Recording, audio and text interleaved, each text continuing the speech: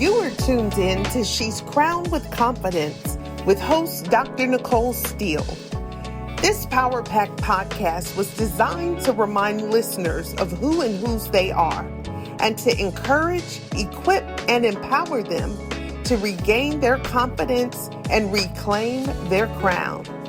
Are you ready to fully embrace what makes you uniquely you? Gain clarity on what you were created to do and to show up in the world unapologetic and authentic through and through? Well, if so, then this podcast is for you. It's time to regain your confidence and reclaim your proverbial crown that was designed with you in mind. No longer second guessing the greatness that lies within, but instead stepping all the way into it with newfound clarity, confidence, and courage. So, without further ado, it's time to adjust your crown and sit on down for another inspiring episode of She's Crowned with Confidence. Hey there, welcome to another episode of She's Crowned with Confidence.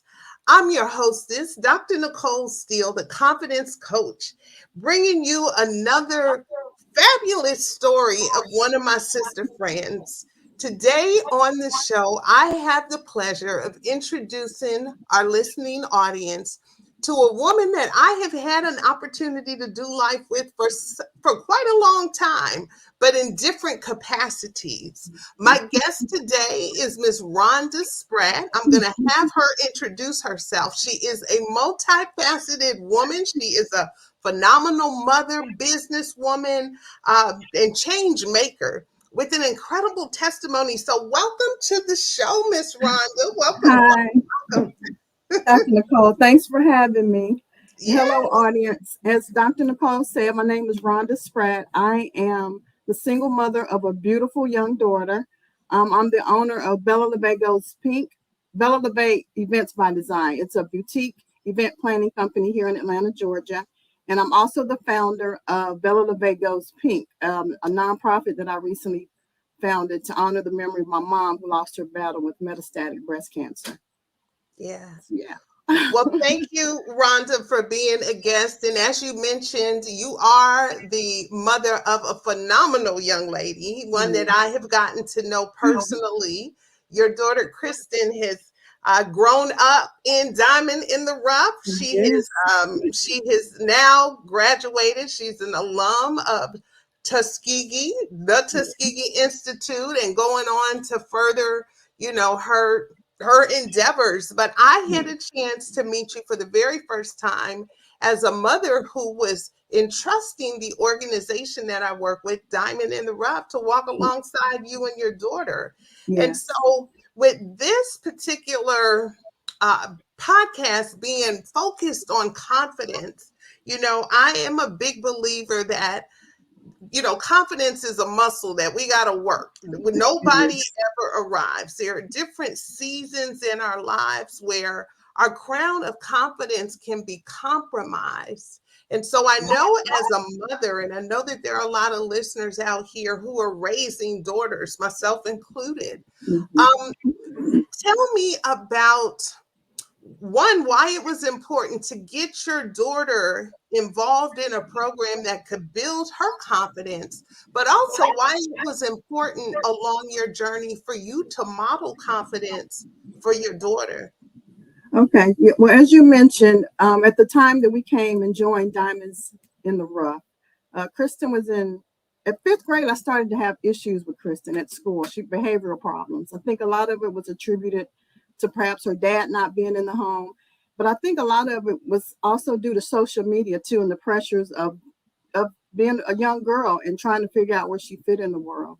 I know specifically in sixth grade, when she entered into middle school, she was still playing with baby alive. She had a stroller, she had the whole crib, the whole doll. That first week after she went to middle school, she came home, she said, "Ma, I don't want any of this." She was trying to give it all away.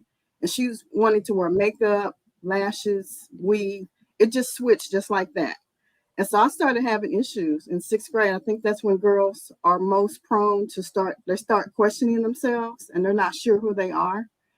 And I could see that Kristen, she had a big lack of self-esteem. So I live here in Atlanta by myself. Most of my family's in Oklahoma City. So I didn't have a support system that I needed to help me raise Kristen. So I started searching for a mentor program. I searched high and low, and I had been told about Diamonds in the Rough several years prior, but I just wasn't sure what a mentor program was. And I thought mentor program was for bad girls. And I didn't see Kristen as being a bad girl.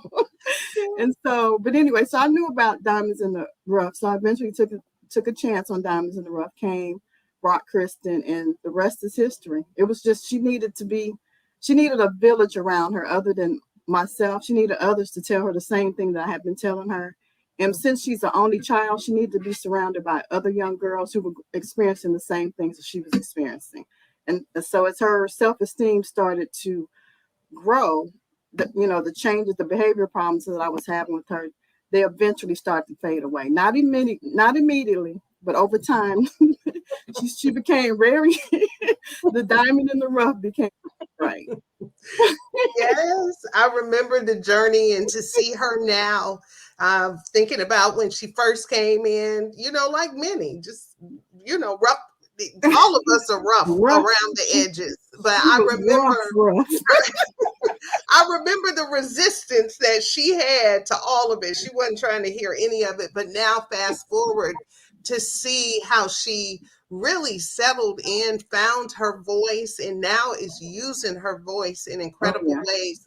It is a testimony to you as her mom, because when we are raising kids, whether we're raising them as single parents or in dual households, we are not meant to do life alone. And that whole proverbial concept of a village, it being a village that needs to raise a child, is so true.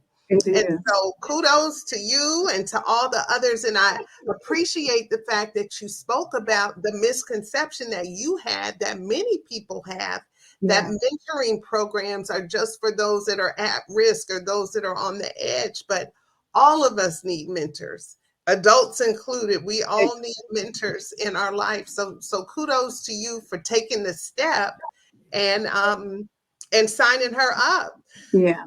So, and I'd like to add too that I was actually, even though I was bringing Kristen there to be mentored, I eventually became mentored by you guys also, based on the different parent workshops that you guys offered. So I was able to become even a better mother and was able to communicate with her. You guys did the love language seminar, so I was able to identify, what my daughter's love language was, which I was already doing those things, but I didn't realize, there's a love language involved there. So. Yeah. So thank you. Well, I was going to speak to that as we saw Kristen grow, we saw you grow in as a mother. It's something about being in spaces and the power of community.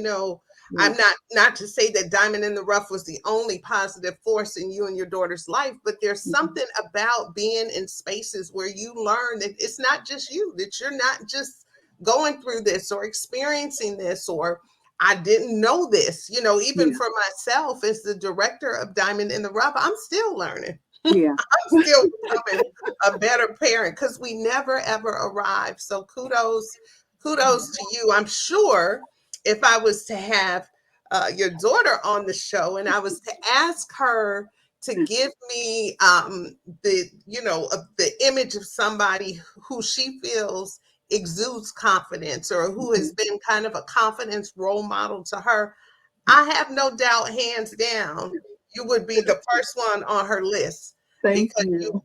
you do a phenomenal job, and you're leading by example. And that's all kids need. They're not looking for perfect parents. They're looking for real parents, parents that are transparent, but parents that are willing to grow the same way that we're trying to push them to grow. So kudos to you. So I know you said that you moved here from, is it Oklahoma? Oklahoma City. Yeah. Okay, so let's talk about that because that had to take a lot of courage and confidence to It pack take up a and go. lot of courage. I came to visit Atlanta back in '92. Was when Freaknik was like all the rage. Ooh, don't tell So, nobody. yeah, I did. I came here, but it was on an accident. I was actually trying to go to Florida, but all the flights were booked, and so we had to fly into Atlanta, rent a car, and drive to Florida. It just so happened to be the weekend of Freaknik, Ooh, and so ooh, say I no had more. I had never seen so many Black people in one spot. And so I saw a lot of prosperous Black people doing positive things here, and I wanted to move here. So I ended up moving back 2 years later. Wow. And I was 23. Yeah, I was 23 years old. There was a lot of naysayers in my family. They didn't think it was a wise idea because I didn't have a job. I didn't really know what I was going to do, but I was a risk taker. My mother and father were very supportive of me. It's like, you can't make it, come back. You can Right. always come back home. But like I said, I had a couple of family members to say, oh, 6 months top, she'll be back. So Mm. I'm proud to say I've been in Atlanta over 30 plus years. Yes. Yeah, I took a chance on myself. And as I look back on that, as you mentioned, I had to be confident. I didn't realize I was being confident, but Mhm. that was a big risk that I took, coming here with Yeah. no job and just willing to make it on my own. And so that's what I did. And no looking back. Well, good No for looking you. back. Good for you. You sound a lot like me, being a native of Ann Arbor, Michigan. That's where I was born and raised. I went to school in Alabama. I came to Georgia and thought about going to school here, but I knew it was too many distractions. I knew I could not. I knew myself enough to say that's not a good idea. But I went to the neighboring state over to in Alabama. But I too moved here right after graduation, literally the day after graduation, in Okay. faith, because I knew Atlanta was the place for me. And Yeah. so, yeah. Yeah. So now let's fast forward a little bit. So you said that you've been here in Atlanta for over 30 years, 30 years now.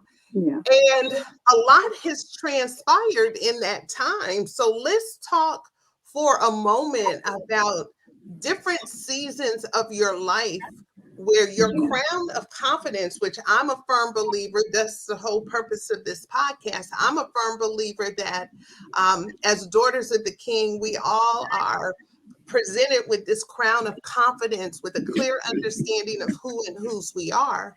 Yeah. But the circumstances of life can compromise this crown.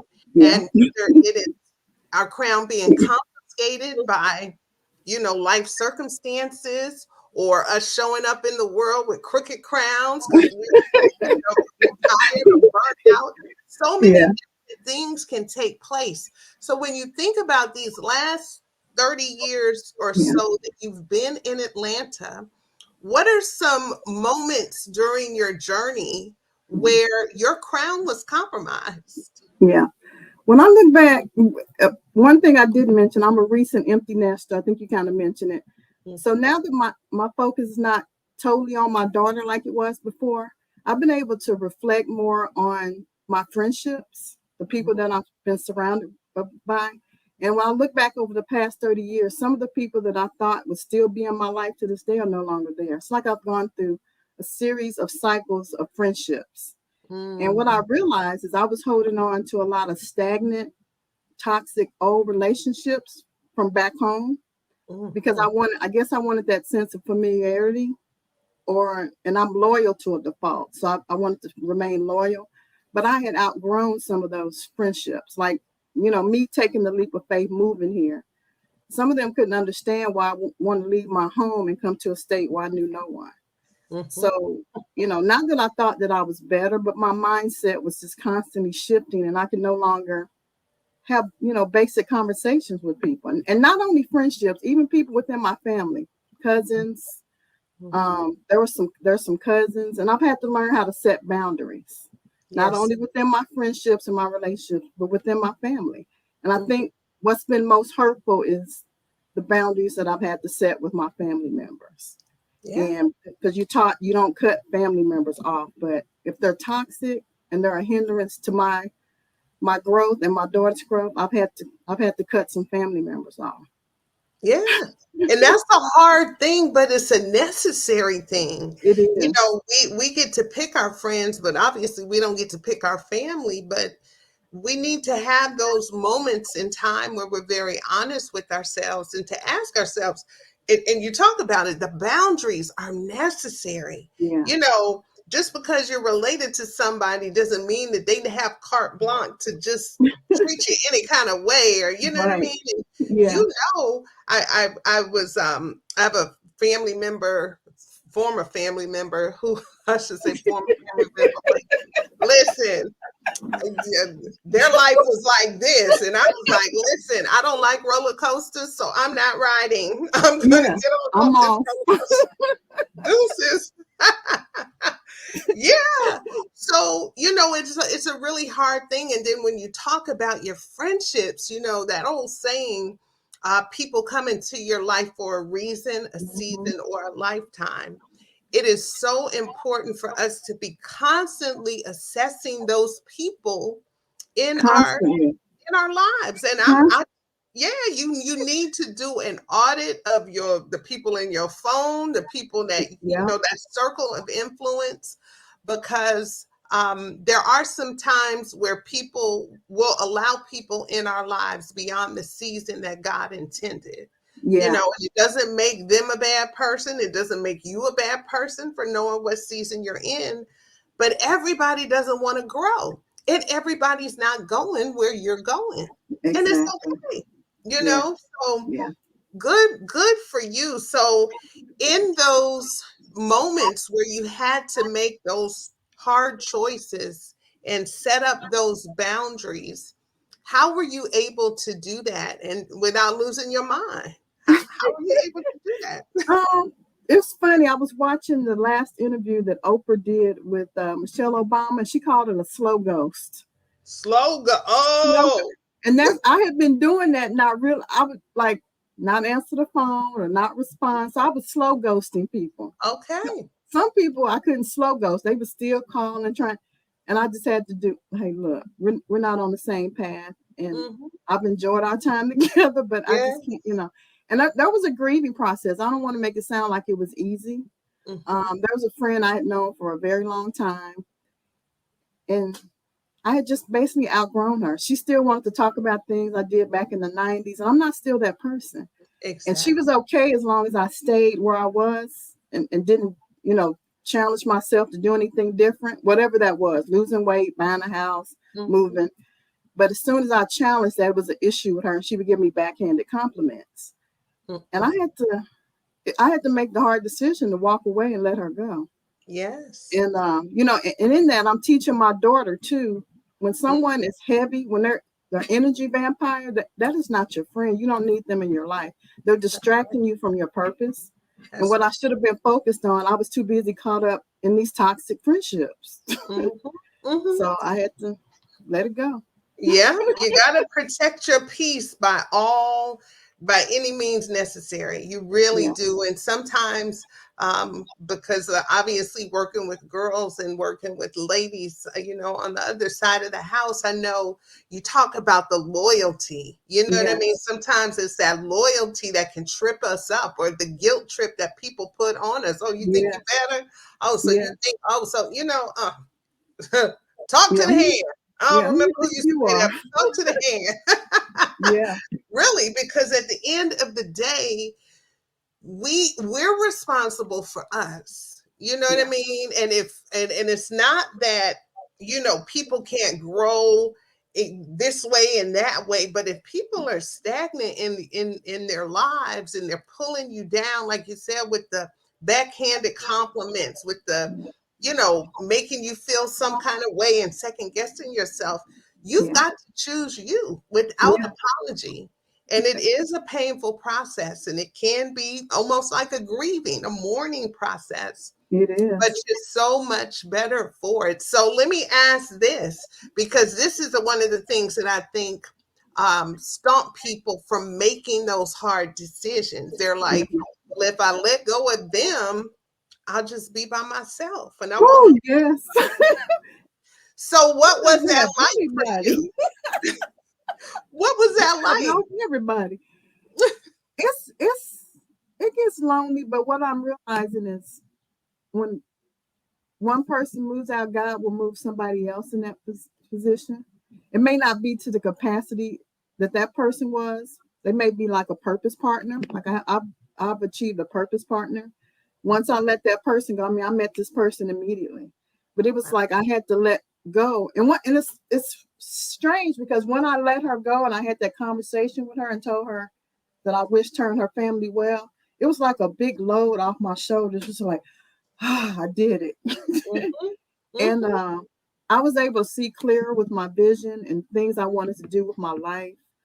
And because I feel like I'm in the second or third quarter of my life, and I don't want to be caught up in toxic, needless drama. I got a Yeah. purpose. God has put me here to Come do on. something, several things, and I need to do it. And I can't be sitting on the phone talking about nothing. That's right.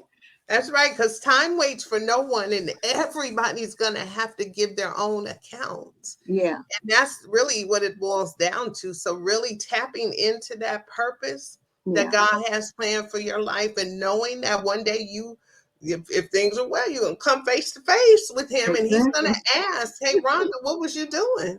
And Yeah, He does not want to hear, "See, what had happened was I was on the phone, my girl, yeah. none of that is going to do well.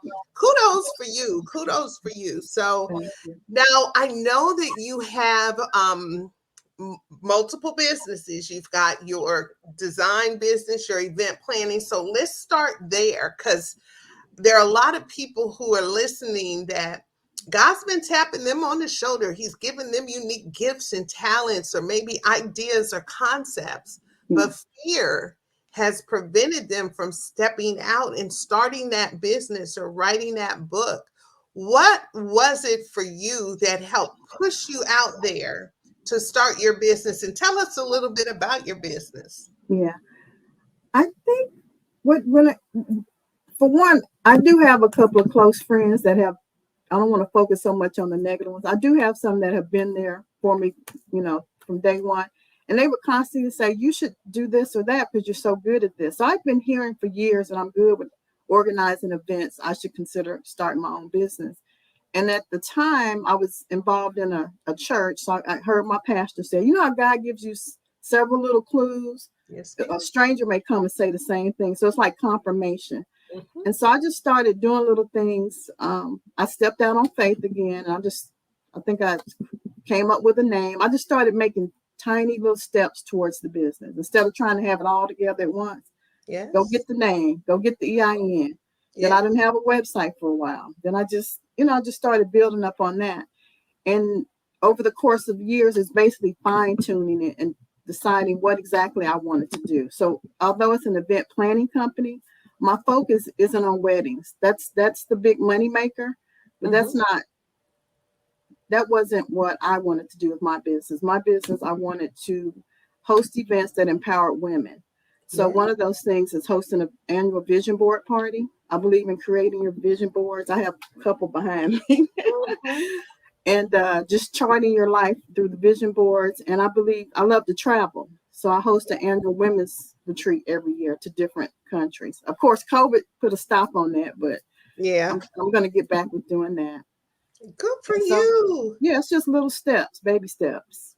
That is so important, because people want to go from 0 to 10. And that's one of the things that disappoints, because you can't take anything from 0 to 10. Well, outside of God, just, He can do anything. But in terms of us and our Yeah. human frailties, but I love the fact that you just kept going, you paced Hmm. yourself. And Yeah. that's what I encourage people listening to do. If there's something that they put on the shelf or that they've counted themselves out, for, just get started. If Let's it's get started. writing, Yeah. just start writing. Write one page, one chapter, and Yeah. just continue. If it's like you said, starting a business, study, read a book, Yeah. find someone in that industry that you can be inspired by, make the name. I mean, all of these little things. So it's getting you closer and closer to your dreams. I think that Exactly. that's awesome. So let's turn our attention to the other side of your business. So I know about the events planning, and I want to make sure, when we conclude, that you let listeners know how they can find you and take advantage of your services or come to your events that you Okay. host. But let's talk about the part of the business or the nonprofit side of the house that was created in honor of your mother. Okay. So I've sat on the board of another nonprofit for several years. And to be honest, I never wanted to do my own nonprofit. I just wanted to stay in the background and just help them. And that was going to be my way of honoring my mom. Mhm, During COVID, it was this strong inclination. Like, Rhonda, mhm, you need to start your own nonprofit. And I was like, mhm, no, I fought it. It's like, no, I don't want to do that. I want to stay here. mhm, And when I don't obey God, when he speaks to me, when I don't obey, I can't sleep. I lose sleep. mhm. So I said, okay, I got to start my own nonprofit. I still drag my feet a little bit, of course. So I went ahead and I came up with the name, got my EIN. I still sat on it for about a year. Then I Mhm, started, I think I called you and asked you, I think I want to start a nonprofit. I heard what you had to say. And I was like, okay. I still just kind of sat on it, but I would still just do a little bit of this and that until I figured out exactly what I wanted to do and how I wanted to honor her memory. And one of those things is what we do is called Bella Luve Goes Pink. And what we do is we gift breast cancer patients with mastectomy recovery items as they're going through the healing journey. That includes non-toxic makeup, skincare, aluminum-free deodorant, mastectomy bras, mastectomy pillows. And those are some of the things that when my mom was going through breast cancer, we didn't know to do or go. We were so focused on the sickness and the disease that we really didn't know how to help her or try to brighten her day with those things. So I want to do those things through my organization, and so mhm. that's what we do. So if there is someone who unfortunately is going through that, how Mhm. do them or their families, do they reach out? Do you all select the families? How is the match made? Well, the way that it's been going, everybody knows that I'm, this breast cancer advocate. So people have been reaching out to me. You can email me at Rhonda@bellaluve.org. You can go to our website, send me a notification on the form, contact form. But most within the last 2 weeks, I've had 4 phone calls from people that know people that have been diagnosed with breast cancer. This Wow. is from friends, coworkers, and people just know that I have a nonprofit to assist breast cancer survivors. And let me say this too. Another reason I was reluctant to start a nonprofit for breast cancer survivors, because there's other huge nonprofits that we know of that deal with breast cancer, right? So I was Right. like, they don't need another one. But there's room for everybody. Everybody focuses on different things. Some focus on research, and there's so many women that need help. And so that's why I want to be more of a boutique Yeah. nonprofit, if you will, Mhm. and just let the women know that we're here for them to support them, and you don't get caught up in the politics of breast cancer, if that makes Yeah. sense. Most definitely. And Yeah. that's important because one of my girlfriends, who I think Cynthia Harper, she talks about there's nothing new under the sun, Hmm. but the way that Rhonda's supposed to do it has Hmm. not yet been done. I Yeah. think I'm giving that. Something like that. She says it real fancy, but really, that can stop people oftentimes because they look around and they see other people doing it and they count themselves out, not knowing that there's enough room at the table for Yeah. everybody. Yeah. Because the niche that God has given you, He's got an audience waiting for you. And they're That's the true. ones that He's assigned to you, and you're the Exactly. answer prayer for them. So Yeah. good. Good. Kudos for you. Now, Yeah. let me ask if there are people listening who want to help support the work that you do. How can people, in addition to donating, because everybody can use some donation, Hmm. um, but do you ever need extra hands to? Yes.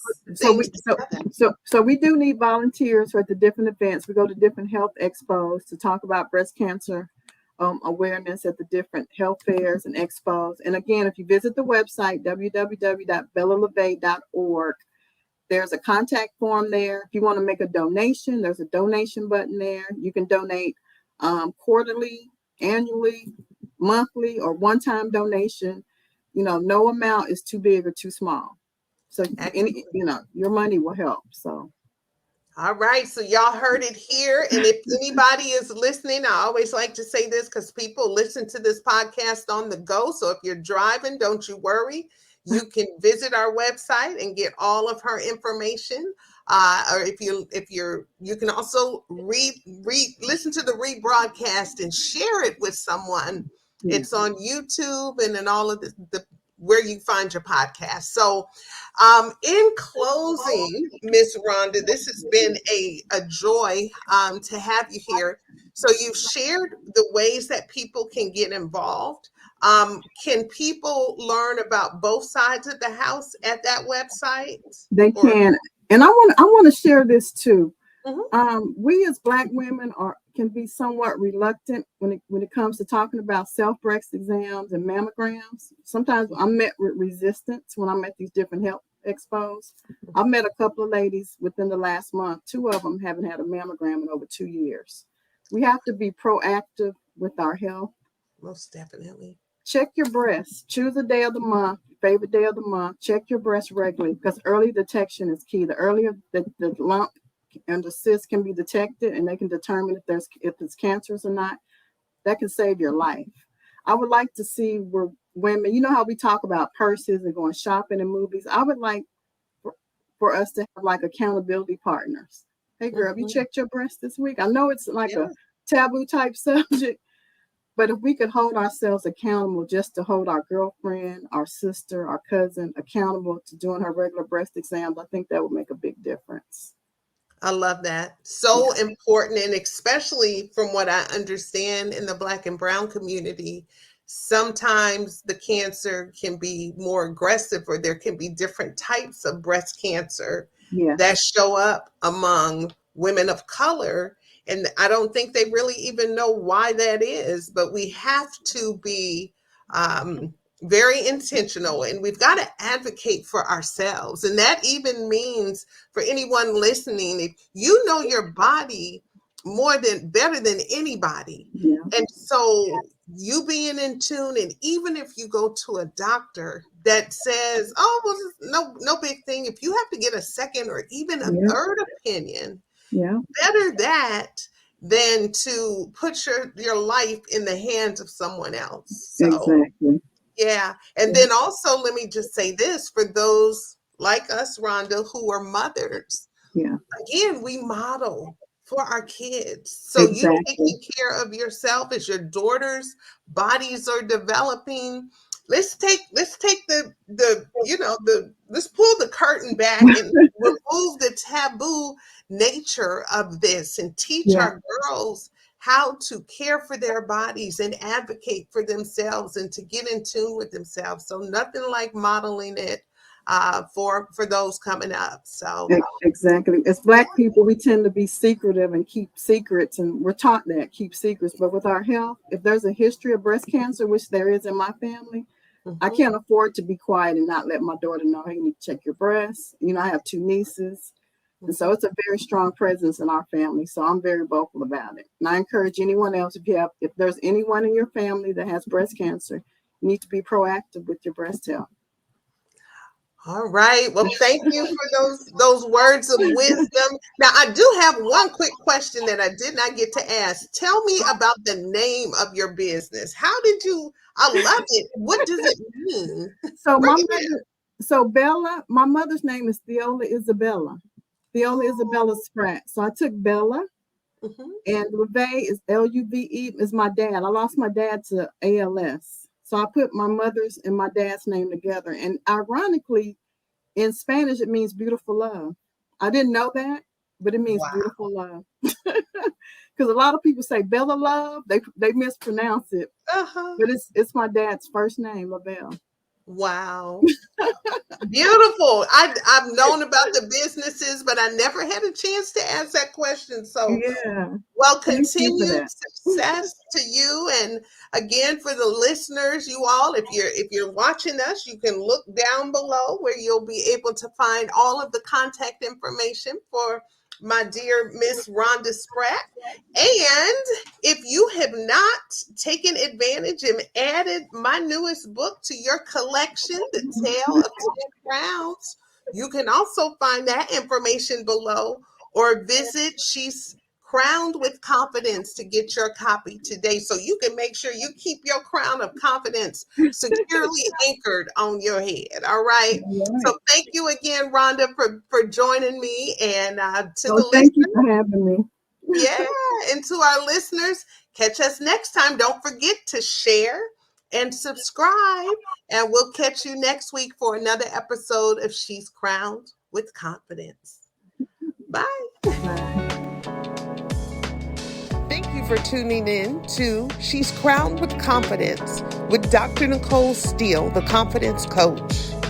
This Confidence Cast has been brought to you in part by Diamond in the Rough Youth Development Program and Gym Makers LLC.